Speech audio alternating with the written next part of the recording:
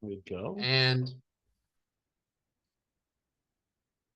participants. now pause the recording so that we can actually do a proper intro and all that.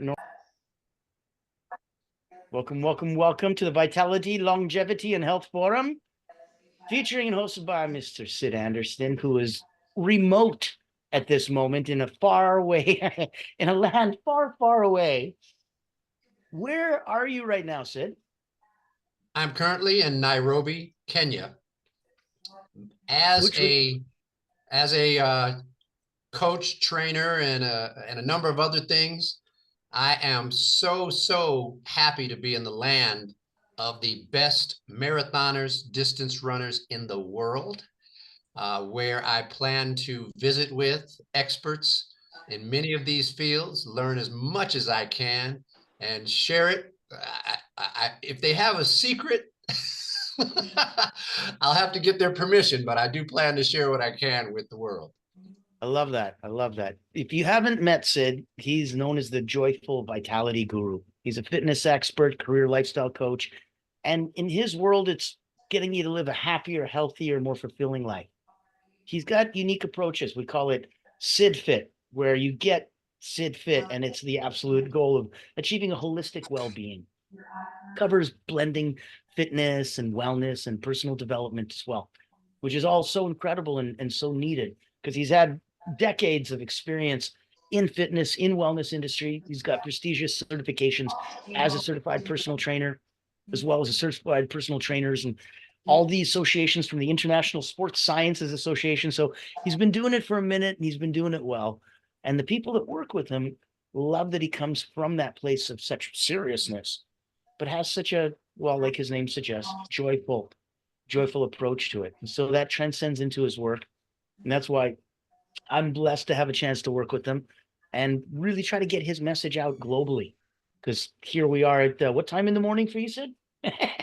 Well, for not just myself, but myself and Anna Bore, we are in Nairobi, and it's currently just after 2 a.m. It's 2:07 in the morning.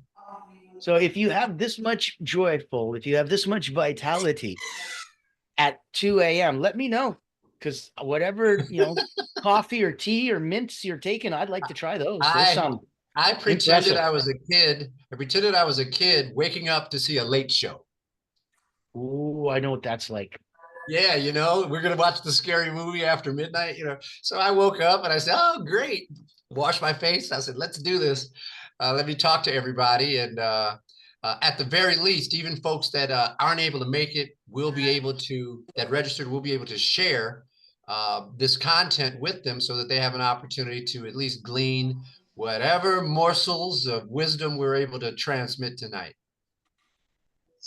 That sounds excellent because we got an international audience. Some can make it, some couldn't. We had a bunch of people register, and as always, it shows the Yeah. most incredible intention and desire. But sometimes life happens while you're busy making other plans, and some of us come in at 2 o'clock in the morning. So that's where it all settles. And once in a while, all those stars align. So yes, tonight we're going to have an interesting conversation. Oh yeah. Let's introduce. Did you want to introduce Anne a bit? Sure, sure. Being here in Nairobi, and of course, networking and collaborating with expats from America, from Europe, from Germany, Britain, etc., as well as beginning to meet dignitaries and people in various sports disciplines, as well as wellness. And there's more to come there that I'm sure Natan will share, for instance, on LinkedIn. What I'd like to do is just let you know about one of our honored guests here today.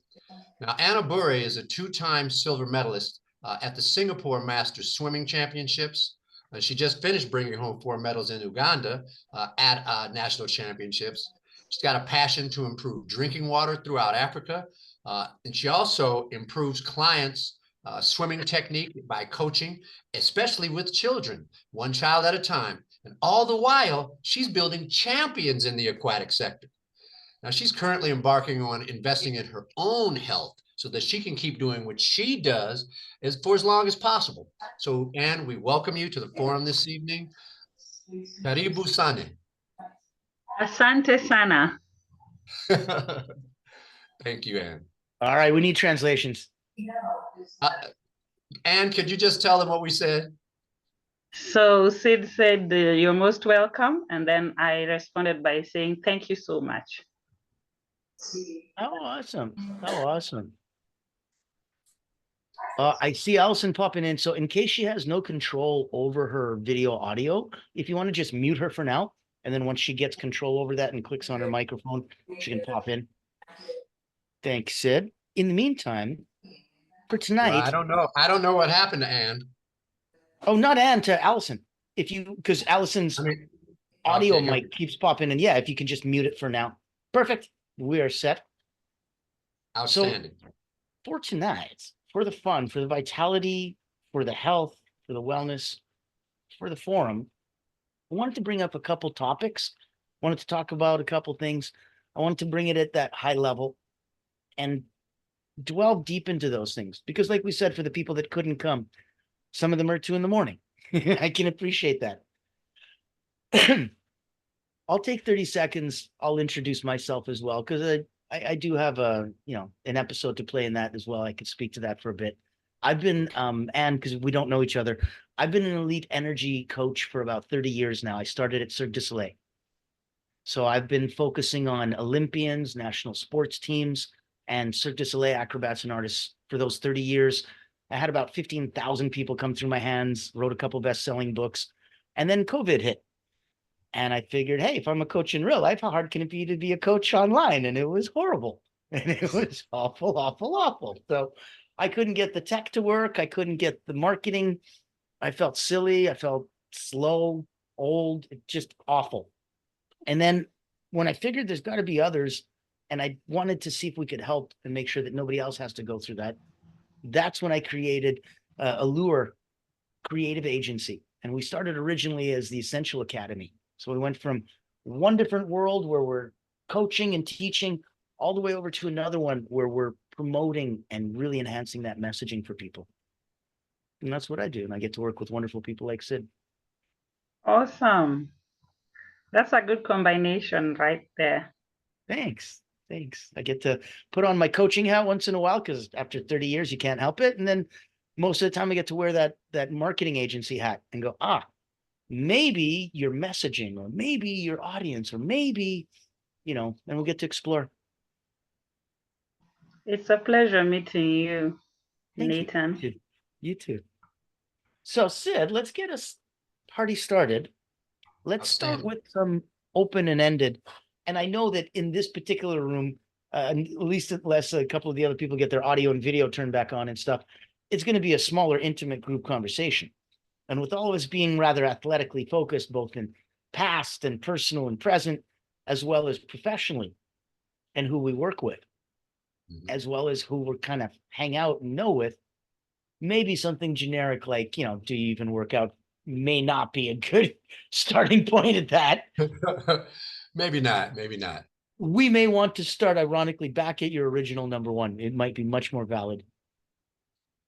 Wherever you'd like. I'm here and available. I'm here to share. I'm here to lead with Start love. with some of the in the decades that you've been working, the myths that you've come across. Well, there are lots of myths. I would say, I believe when I talked to you earlier, Natan, we started with the first, and most people think that working out is a situation where they join a gym or they try something and they work themselves into a frazzle, to exhaustion each and every time. And what I would bust on that myth is that even the most elite athletes are only performing maximal efforts sporadically. It's designed, for instance, for elite runners are only doing extremely high, what we call high quality runs once or twice a week. Much of their work is done at a level where they could hold a conversation with you while they're running. And that's what a lot of people don't understand. That's In cool. fact, Natan, I saw a trainer earlier today for you guys, yesterday for me, at a gym where I was performing an indoor treadmill workout. He was working with a client and had her performing burpees. Now, that's an exercise where you go from a squat to a jump, and you squat back down, and you go into a push-up, and you repeat that cycle over and over. It's like some Marines training, no? Yes, it is. And to be truthful, It's a very advanced movement that needs to be done in proper form and probably shouldn't be prescribed for an average person in a workout setting that's trying to get fit. But many trainers are trying to give the client what they want, and they want to feel exhausted at the end of the session, to feel that they've got value for their for their investment. And so they put them through that and tire them the heck out, many times hurt them. And so I always cringe a bit when I see a trainer doing that to a client, because unless you're pretty elite in terms of your physical fitness, you're not going to get the most out of that complex set of movements. And so I looked, and of course, I'm not going to interfere with someone else performing their duties. You don't interfere with people while they're working. I gave the coach a fist bump, and when I see him privately later, I'll let him know that. I said, did she pull a groin muscle or back or psoas or something like that? And then say, if she was supposed to see you in 3 days, did she magically have an appointment come up and wasn't able to make it because 3 days later? Because you overworked her. Yeah. And then perhaps I'll suggest, after having experience, first starting personal training in 1989 and running a fitness business for 16 years, 1990 to 2006, what you learn over time is that, yes, people might think that early on, but later what they're going to really get from you is that after you've worked with them, they're brighter and better and more energized, and the rest of their day is improved, not where they're so exhausted they get to work and they're snippy and they're hurting. Yes. And I mean, we're not taking them to where they want to go. And so only wisdom and experience can take you from an egocentric approach to your wellness to one where you're looking for a complete and holistic improvement in your quality of life. I like that. Anne, share some thoughts, share some insights. Oh, and I'm listening to Sid, and I'm just thinking how many times I've been to a gym or even an outdoor workout and I can't operate for the next week or two.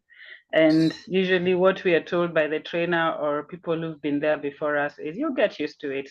So generally I avoid the gym because I'm thinking I want to be okay doing what I do, not always in pain. Yeah, that's correct. And if you want to do something for a lifetime, you should build it gradually and organically so that the positive reinforcement carries you. I've been running for over 40 years, and if it was a painful event where I hated it each time, which I see even among running clubs, these are folks that say, I'm going to train for a marathon, or I'm going to train for a couch. Right, and then they overdo it. They overdo it. They get injured. Most don't make it. Those that do, after they complete the event, they haven't developed a healthy appetite for these activities, and they drop off. And then the next year, they may try to come back. Well, doesn't that remind you of crash dieting, where a person suffers for a month, they lose 8 to 10 pounds, and then something magical happened, but right. And then after they torture themselves, when they go back to their normal lifestyle, they've damaged their metabolism by doing this starvation approach. They've lost metabolic strength. They've lowered their metabolic rate. When they go back to their normal diet, they blow up and get even more out of shape, more obese. Yes. And a terrible cycle because they went about it incorrectly. So that reminds me, and it's in my own past. I've been in martial arts for about 40 years now. And the last few years have been in Iaido, the Japanese art of drawing the sword. And you visualize an imaginary opponent or 7 in front and all around you. And the ability for you to portray your movements perfectly would mean that somebody watching you would see what you see. They would see that person there or there or there. And in that portrayal, you're exercising it to the highest level. So there's no, they don't have belts. You start with a razor sharp sword. So you're a black belt to start with. They don't test you, but they'll grade you. They'll grade against excellence. They'll grade against, this is what perfect looks like. Let's see how far down the totem pole you hit. And here's what we're looking for at each stage if you wanted to go up. And when I go to my sensei, and he's been doing this for about 40 years, he's fifth Dan, fifth degree. And I asked him, I said, these knee pads, I'm not a young guy, but I'm healthy. I'm strong. I don't need these knee pads. He's like, we're kneeling on hardwood floors for more than 2 hours in the time. I'm like, but I got this. I can handle this. He goes, yes. But do you want to do this for the next 40 years? He goes, my sensei wears knee pads. I wear knee pads. Put on the damn knee pads, Natan. I'm like, all right. So being a tough guy, we're all like sometimes idiots ourselves and trying to be like, I can do that extra. I can be more. Not needed, not helpful. It's going to be counterproductive. Yes, it is. Yes, it is. Oh, that's a great example of what we're trying to share with folks that are interested in transformation. Because it takes a while and you need to put your knee pads on. You need to be here for that long term where you're not going to make it. Because if it's really painful to do the thing that you wanted to do, you're just not going to do it. And if heaven forbid that thing that you did now impacts other aspects of your life, and now it's like if my knees hurt and I can't keep doing that martial art, okay, that's one thing. But if my knees hurt so bad I can't walk, hey, now you're affecting my life. But I like Yeah. what I'm hearing from you guys, because Sid said he's run for over 40 years. Nathan, you have done it for over 40 years, and your sensei has also coached for over 40 years. So I think I'm hanging around the right people, because I don't want to do the same mistakes that other people have done. Well, it is a That's right. longevity forum. So yes, longevity is one of the key aspects that we want to talk about. That if you fell in love with something, why on earth wouldn't you want to find a way to keep on keeping on and just keep doing that as long as you possibly could? Absolutely. That's right. That's right. Natan, you mentioned to me prior to this intimate meeting to just write down 5 of the myths that I have encountered. How do you want us to proceed on this evening so that I we love might... that we just covered the first one. I suggest we go on to the next one. And if Okay. because we're having such a good time, we keep it going, I'm fine with that. If we want to stop at a Okay. couple minutes late, Well, I'm fine with that. It's the late for second you. one that I wrote and I sent to you had to do with the fact that many people, and we alluded to this already, they think that cutting calories equals losing weight. And I then wrote a brief sentence to you saying that, excuse me, caloric restriction forces the body to compensate by lowering the metabolic rate, which can backfire when you resume eating again as you're accustomed to. And so I can dive a little bit deeper into that. What if you hold on into that question? What if you never go back to your, like, what if you never restore back to your old way of eating?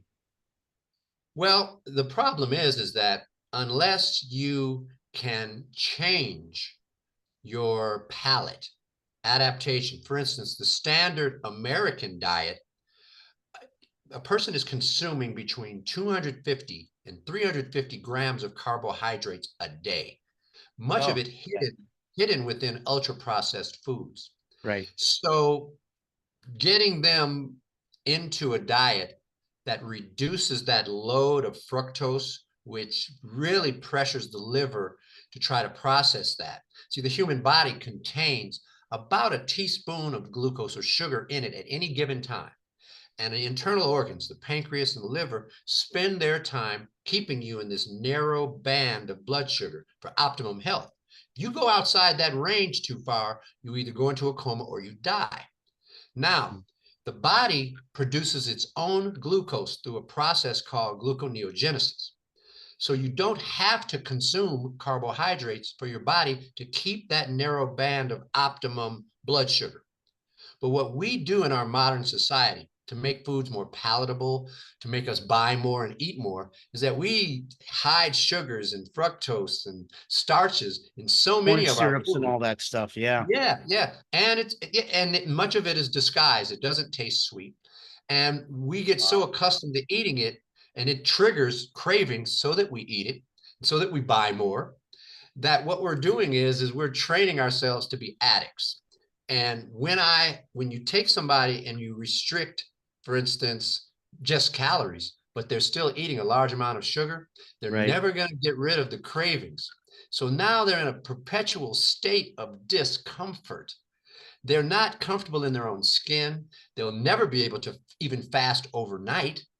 And while they're in this Wow. ill metabolic state, there's no possible way that after calorie restriction, that they're not going to go back to eating the bonbons and eating the foods that they're accustomed to because they're addicted.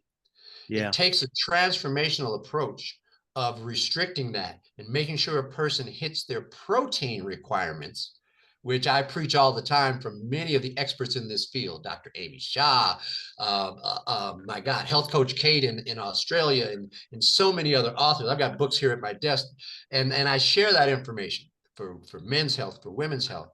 But if we go about this fundamentally, working on the nutritional macros, the essential nutrients of protein and fat, healthy fat, and if we use those and you get enough, because remember, those two macronutrients are the ones that cause satiety.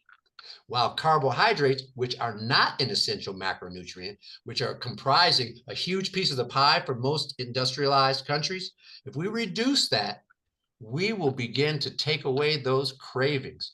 Hey, even your gut microbiome begins to change because the bacteria and microbes that eat that sugar, those are bad actors in your body. And they trigger your brain to induce more cravings so that you can't stop eating. Food manufacturers know about this mechanism, and they have scientists that find that point, all right, of hyperpalatability, so that, for instance, say a McDonald's or something, there's a sugar-salt combination where you're not getting enough protein, and they're compensating for it with these seed oils and these salts to keep you eating, keep you craving, keep you needing it. And yet, since you're not getting enough protein, you'll be perpetually hungry, your health will decline, and you'll be on your path to all of the cascade of illnesses that we suffer in modern society. So when I'm working with a client, I have to guide. Is that a big thing on the carbs, in the sense, like back in the day, people would joke about going to like a Chinese restaurant, and you feel hungry an hour later. And you're like, how is it possible? Because I was so full, I was painfully full. And an hour later, I'm painfully hungry. Makes no sense. Like, I'm actively hungry, but I know I just ingested 1,500 calories. So how is that possible? They may have ingested 1,500 calories, Natan, but rice is mostly glucose.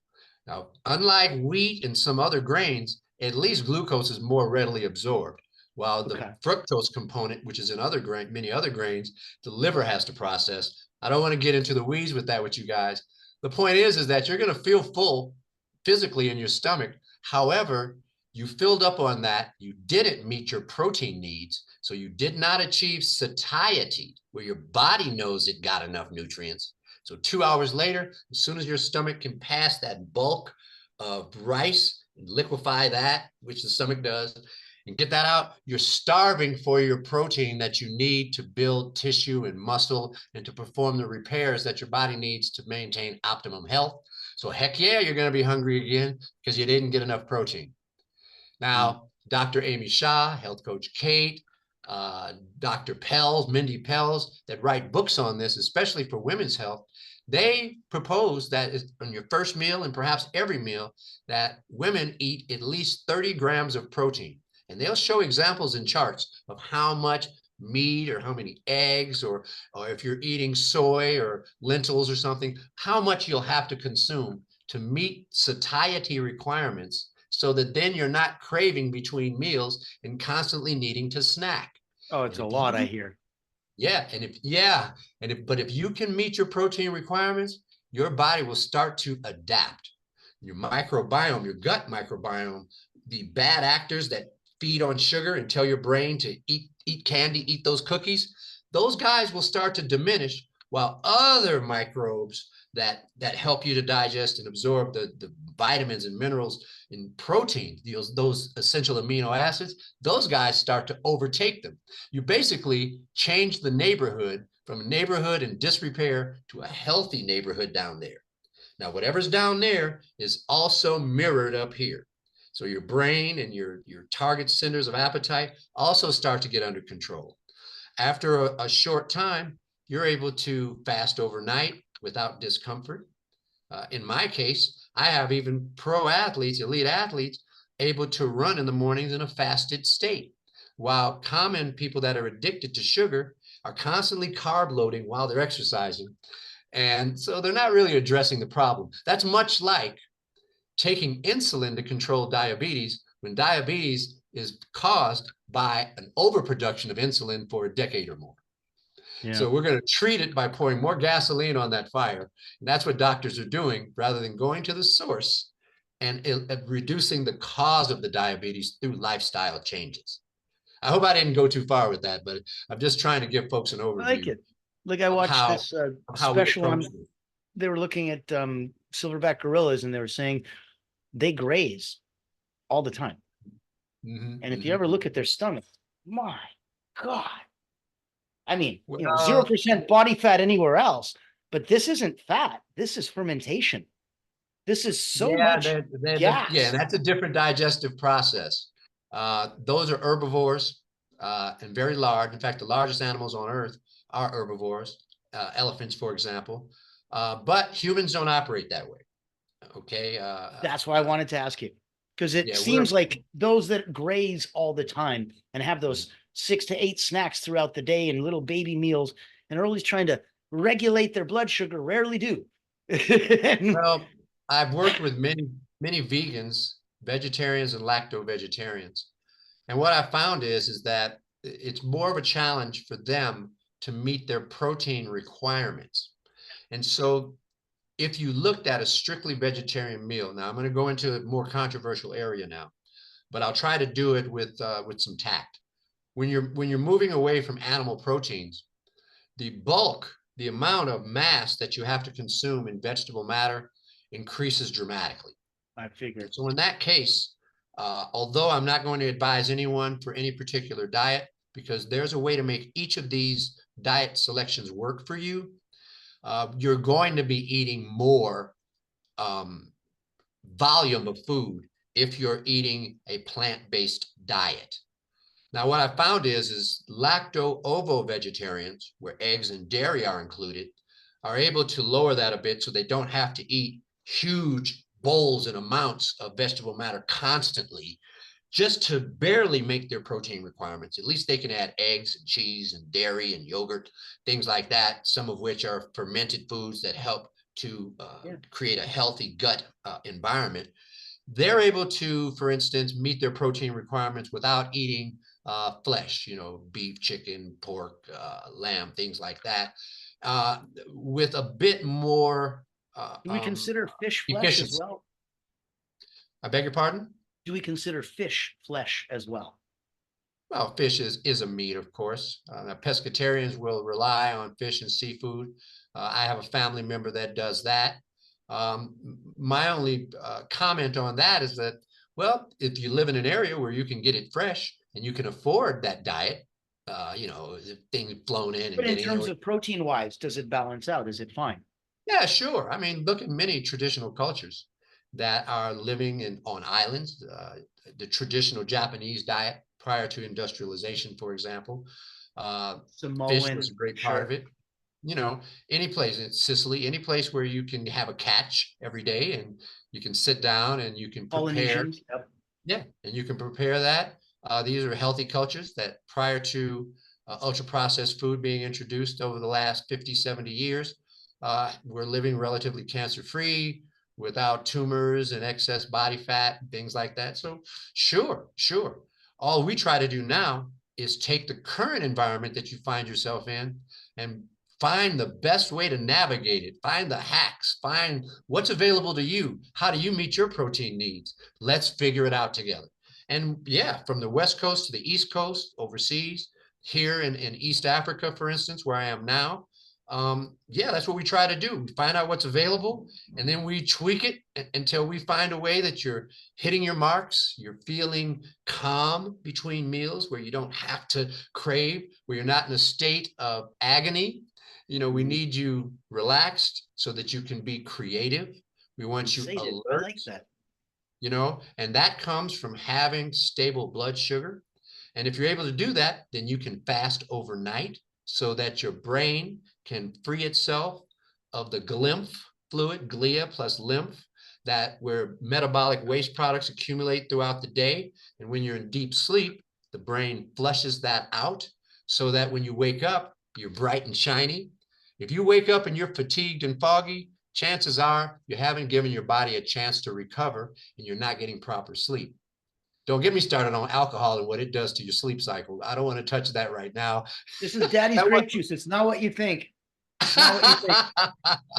Well, I'm And not gonna chime in ever on protein. Chime in on protein. I'm not going to tell anyone not to have their glass of wine or whatever. I'm not going to say that, but I can cite studies where regular consumption affects sleep schedule and therefore your ability to wake up fresh in the mornings.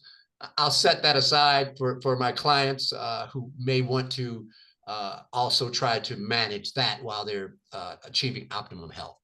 Yes. And I want to hear from you about protein. I'm learning and I'm glad I am. Number one, I think protein is one of the best ways to repair torn muscles. Over the years of swimming, that has really come up severely when I have an injury. The doctor always tells me heighten your protein intake.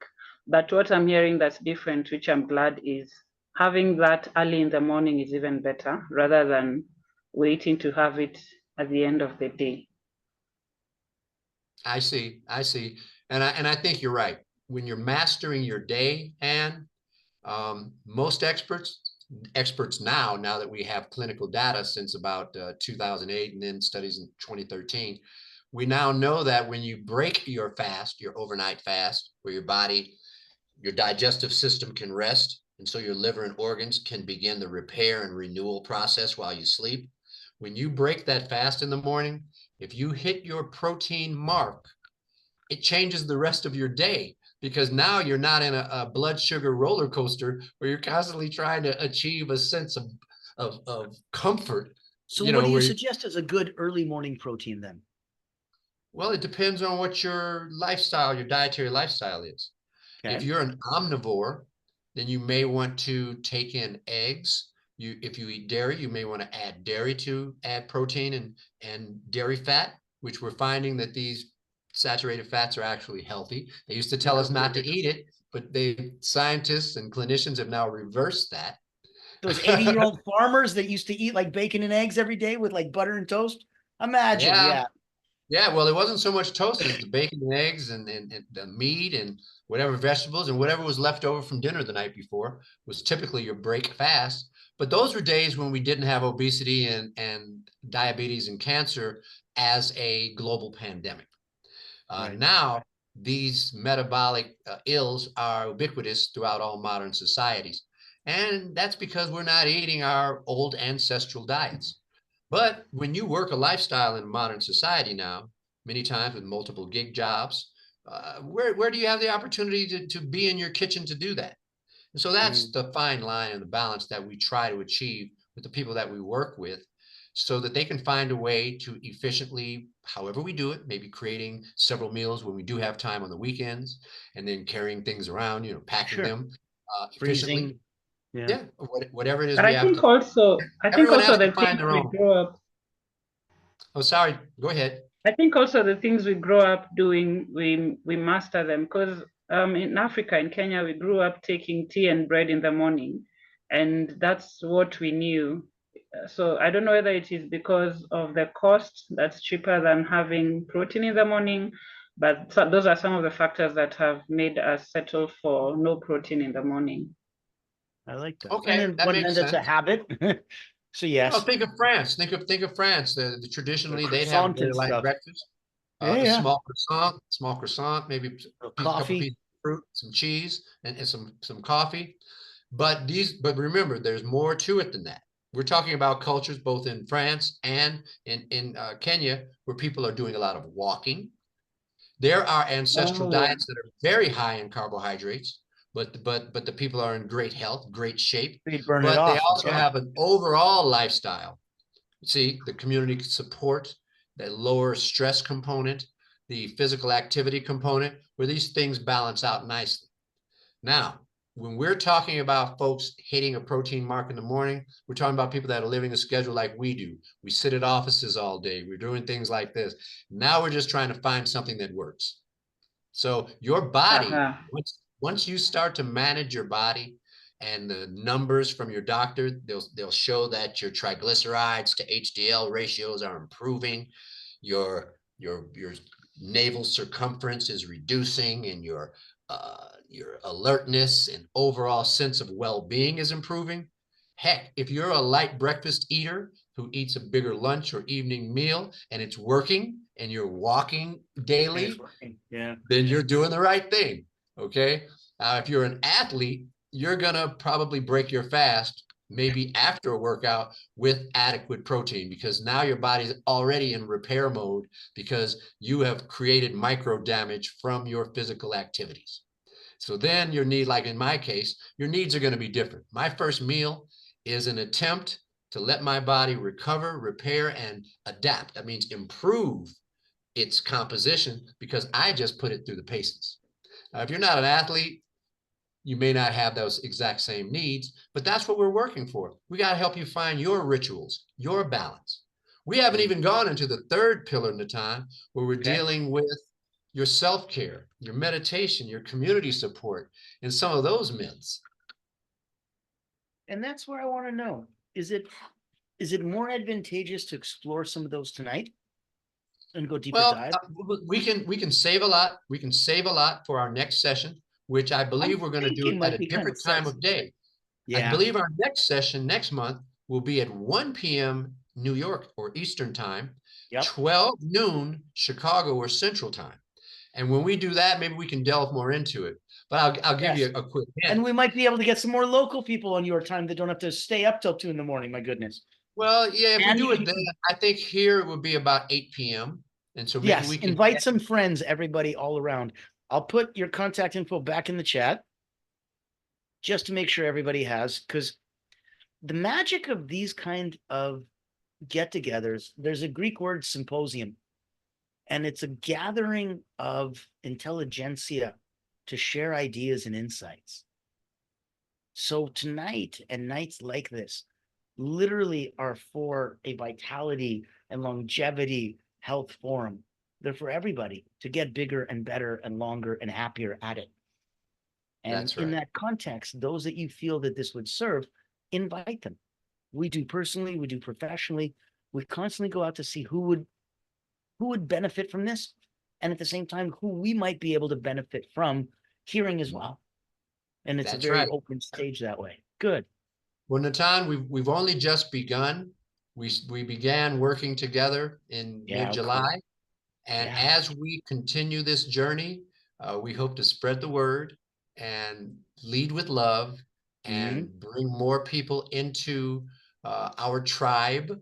And as Yeah. we do so, we'll be able to even share more information. We want to hear from you when you come, so that as you share and bring your personal challenges to us, we can begin to address it.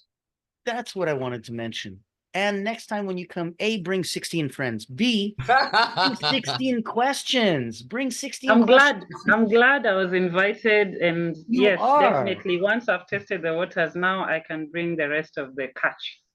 Thank you, because we want to be able to help more people. We want people to benefit from Sid's insight. We want to be able to share that. So anyone that this would benefit from, bring them. Right. Anyone that you feel could work with Sid, anyone that you feel is in that capacity to benefit. This is that beautiful, safe, open space.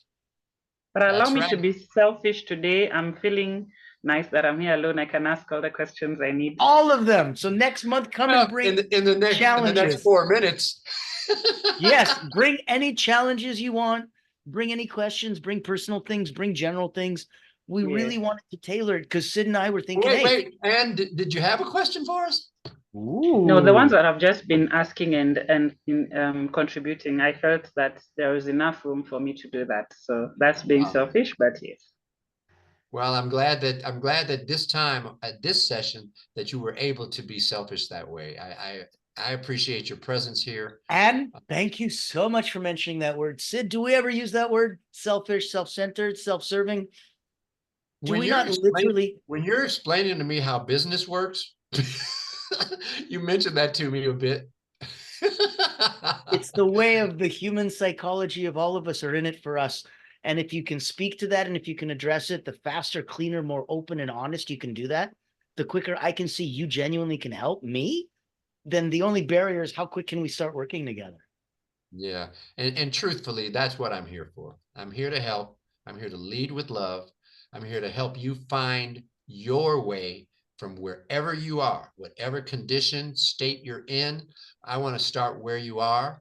And I want to help you find your place of joy so that as you progress, you're developing it in an organic way, like those knee pads you mentioned, Natan, so that it's not a torture. Longevity. Yeah. It's not a torture, but it's a blessing that you engaged in this transformational journey. Oh, wonderful. Because we really don't want it to stop. We want it to keep going. It's a journey, right? It's not a transformational destination. Yes. I'll end. Let me wrap with this. What I did earlier this year in the States, in Chicago, Illinois, is back in February, we started to train a group in an underserved community, Garfield Park, Austin, on the west side of Chicago. We created the half marathon or 21K here training program, 14-week training program, where we guided folks, many of whom had not even been runners, mothers, single mothers, dads, teens, folks in their 20s, folks up to folks in their 50s and even 60s, and guiding them through those 14 weeks, culminating in the Bank of America Chicago Half Marathon, 21K on June 9th in Chicago, where this group that we brought, many first timers, we had 84 finishers. That's working amazing. Through a community organization called Peace Runners 773. And I was installed as the half marathon coach. Now, keep in mind, these folks are taking their kids out with them in the parks when they're doing their light workouts, and it spreads into their families. And so this sort of movement grows and enhances the community. And so while I'm even going to be working in the future with elite clients, remember, it bleeds into their families, their lifestyles, their coworkers. Affects everybody. So we're growing love, we're growing joy, we're growing wellness for everyone. I love that. I saw that in one of your photos on that. I saw that banner. You were like 5th row. That was awesome.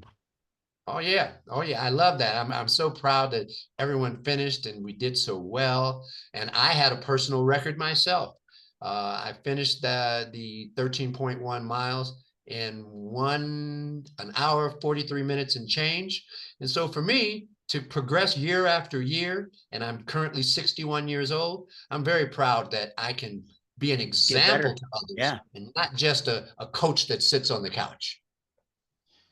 Ooh, a coach that sits on the couch. What a bad That's a good one. That would be a t-shirt. Wow. Wow. You make the t-shirts and I'll keep sweating. Man, oh man. I love that. Sid, thank you so much. This has been a proper longevity, vitality, health forum. It has gone. Yes, we're small. We're small today, but we're mighty. Yes, and we'll get to spread to many more. And then next month, the message will spread internally, externally, through the communique. The beautiful world does that. Awesome. Yes, it will. Great ideas always spread. Thanks, Anne. Thanks for taking the time at 2 a.m. Amen. Thank you for the invite. I'm the one who's gained a lot. And we're very welcome. Natan, how would you like to close this? Do I just end it? What do we do? We invite you to come next month. We invite you to book a time one-on-one with Sid. We invite you to come next month. We invite you to bring a friend. So many invitations. It's an abundance of blessings. Pick one. Have fun. That's right. That's right. And I'm looking forward to seeing this campaign and this journey grow. Amen. Amen to that. Talk soon, everybody. Bye. Saying goodbye, signing off, stopping recording.